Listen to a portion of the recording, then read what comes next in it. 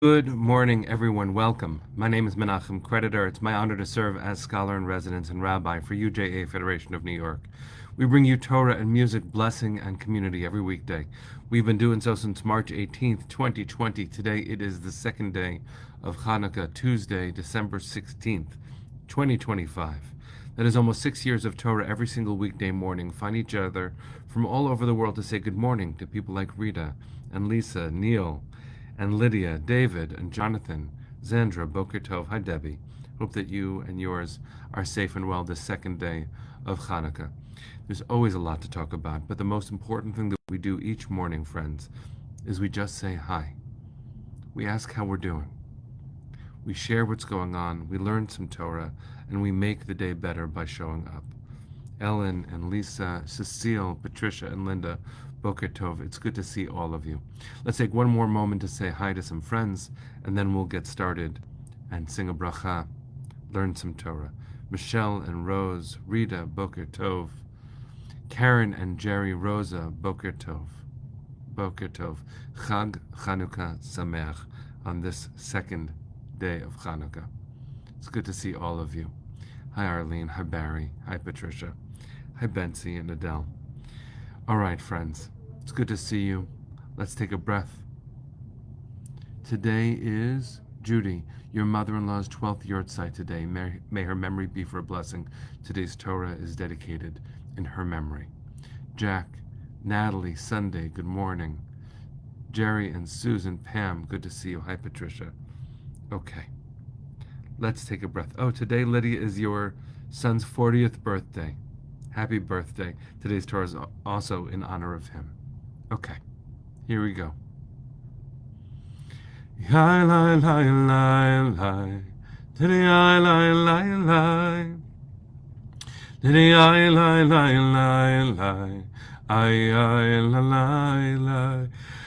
Baruch atah Adonai Eloheinu melech haolam asher kiddushanu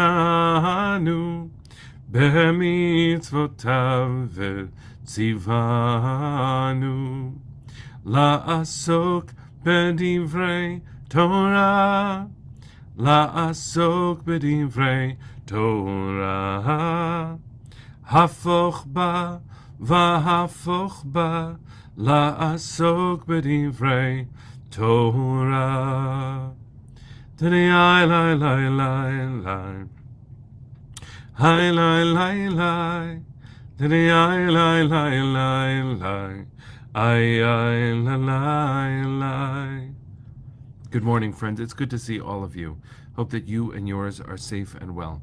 I'd like to begin today asking you to share with me in the prayers for healing for all those injured in the attack in Sydney, Australia, at Bondi Beach.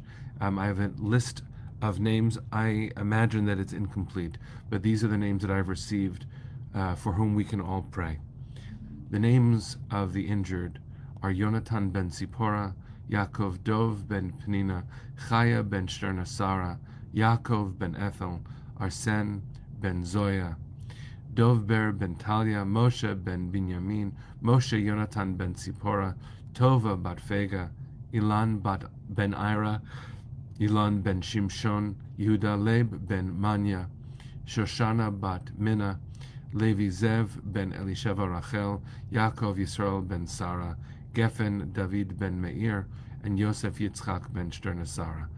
Blessing all of them with healing. I know that you join me, and we say Amen. It's the second day of Chanukah, and given what this week has already held for all of us, it's important for us to make sure to focus both on how we're doing.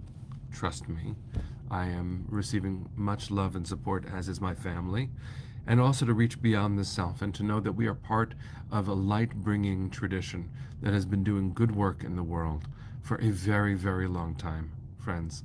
Since we have existed, we have been called to be a blessing, and we are certainly that. One of the ways that we generate the strength and the light and the love is by focusing very deeply on our tradition and the offerings that it gives us on a regular and proactive way that we have been sharing every weekday morning for 6 years, but our people has been doing for thousands. So let me share a little bit of Torah from this week's parasha. This is a way of grounding ourselves. Allow me to do it for myself too. In Torah. It is a gift to learn Torah every single day and to just focus, let's say, on one verse, one idea, and to let that motivate some of our actions, sometimes in response to the verse, sometimes gratefully channeling it. There's a famous story that you know that happens in this week's Parsha. Andrew Lloyd Webber made it famous in a different way. This is a moment where Pharaoh dreams. And we have a history of dreams in the book of Breshit, the book of Genesis that we've been in. Pharaoh is only the latest person to have dreams. Just last Parsha, the baker and the butler in jail with Joseph had dreams. Before that, Joseph had dreams. Before that, Jacob had dreams. There are lots of moments of dreaming, and in the Torah's understanding of what dreams are messages from the divine. Freud and Jung and other psychoanalysts helped us understand that dreams are also stirrings of the subconscious, things that we wish for, things that we worry about, things that we have experienced, maybe not on a conscious level, but are still swirling within our souls, our brains, our hearts. Pharaoh has two dreams. Pharaoh has two dreams. One dream is about cows, and one dream is about wheat. They're strange dreams. There's an ancient comment. Ancient. I don't know how old. This is a wonderful book. Those of us who maybe spend some time preparing sermons have looked at Itorei Torah. It's Torah gems, and sometimes the citations are less than clear. This just says, "In books we read." I wish I knew the source of this idea. But after the second dream, the verse says, it's a very, very interesting verse in Breshit Mem Aleph, so chapter 41, this is verse 8. Vayhi boker, and in the morning, vatipa'em rucho, Pharaoh's spirit rang like a bell. Vaishlach, and he sent, Vaikra, and called for, et kol chartumei Mitzrayim, all of the magicians, all of his spiritual advisors, I guess we could say, Vet kol chachameha, and all of his wisdom people, Vaisaper paro lahem et chalomo, and he told them his dream, Ve'ein poteratam lefaro, and none could explain it to Pharaoh. So one of the things to think about is he had these strange dreams, and he knew that they meant something. And he knew that whatever explanations he received from his people, those were not the solution. He somehow knew that. What gave him the idea that maybe there was something in it? Chalom haparot, the dream about the cows, the first dream, didn't bother him. It's like, we can live without meat. If this is about not having meat, we can live without meat. Bedochak efshar litkayem gam biledehem. Yeah, push comes to shove, we'll make it without meat, even if that's what his first dream meant. Ulam kshechalam chalom shenit.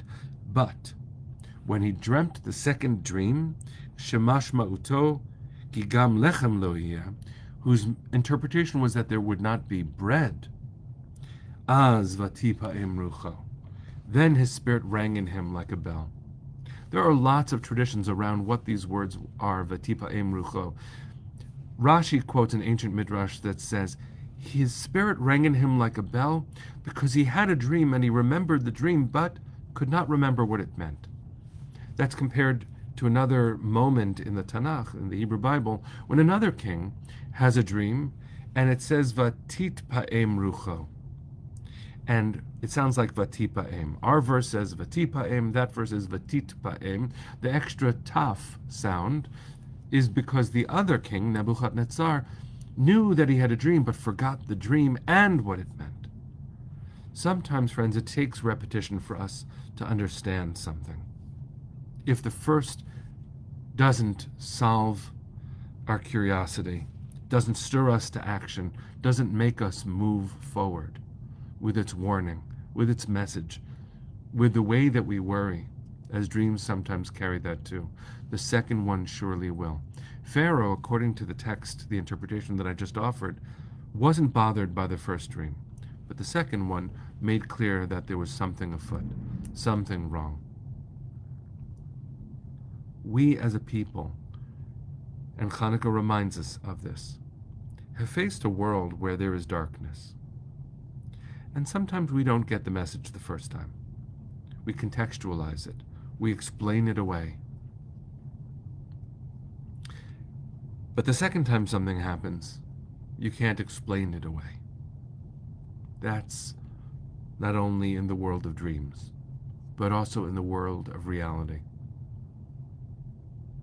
I'm not going to leave us on this low point, but I'm going to point out that, friends, on this, Penny, I saw that, on this, our 1448th episode, our 148th broadcast of our beautiful Torah community, how important it is to realize how many times during these 1,448 mornings together we've pointed to anti-Semitism and to violence against Jews.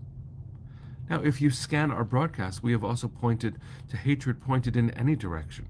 We have celebrated the humanity that comes, thank God, from all quarters of humanity. We've pointed over and over to parts of the world that need fixing. But I share with sadness that we have, over the last almost 6 years of daily Torah, suffered as Jews. The outpouring of response is beautiful, but the underlying problem of hatred against Jews is something that the Maccabees fought against, that the resistors in the Warsaw Ghetto fought against, that the founders of the State of Israel created a new reality to protect against, and that we, friends, have a responsibility to not hide our eyes from what is a clear and repetitive message. Pharaoh had these two dreams warning that something was wrong. The first one he explained away, but the second one, he knew he had to act. Strange, friends, to learn from the language of the Torah around Pharaoh, but we have this call too. The verse said, "Vatipa'em rucho," his spirit rang in him like a bell. Let me ask you, friends, is your spirit ringing like a bell? Now, moving forward with this acknowledgement of what is wrong and real and a pattern, the number of anti-Semitic attacks cannot be ignored, rising everywhere, here in New York, there in Sydney, and yes, also on a national level at Israel.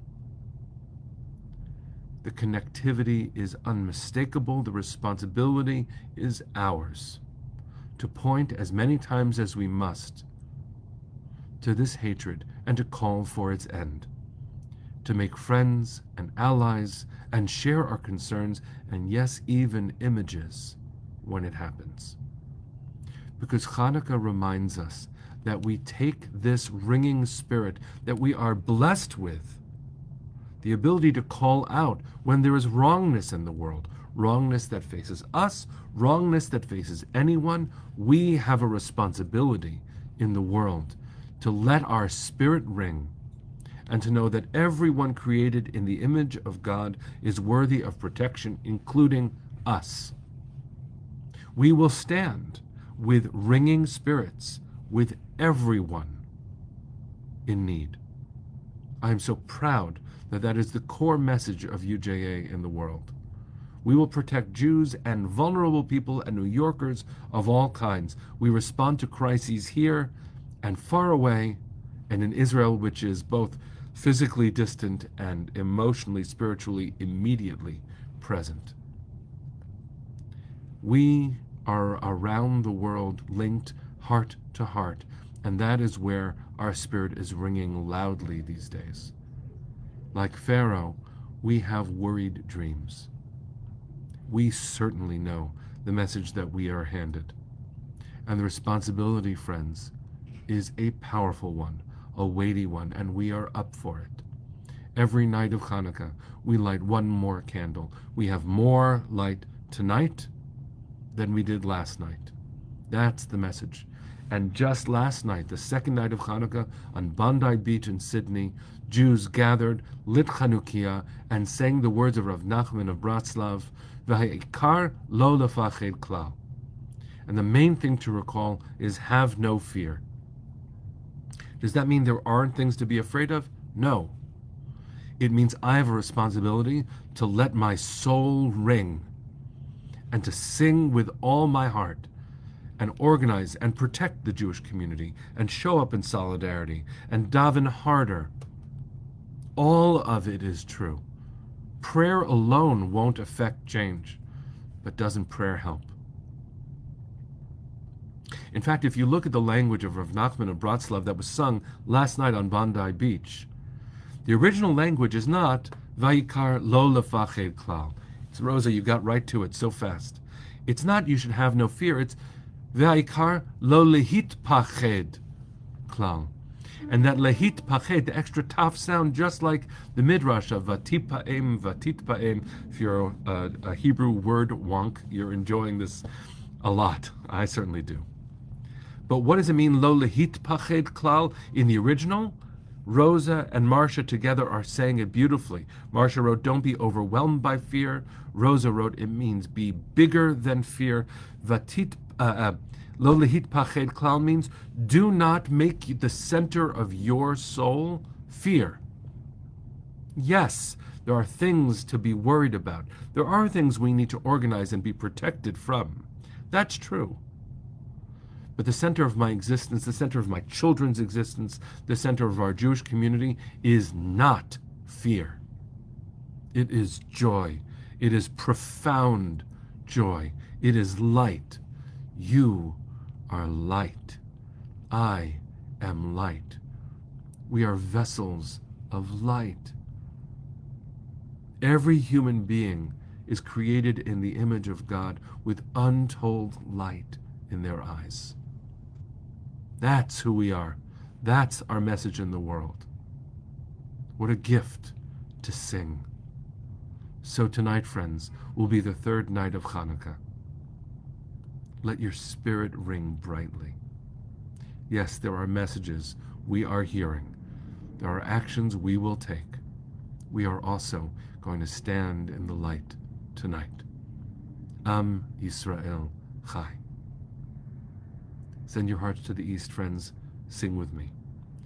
Kol hod balevav penima nefesh Yehudi homia ulefatei mizrach kadima ayin letzion Sophia od lo avda עוד לא עבדה תקוותנו, התקווה בת שנות 2000, להיות עם חופשי בארצנו,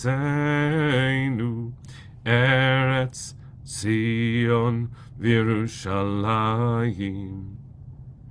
להיות עם חופשי בארצנו,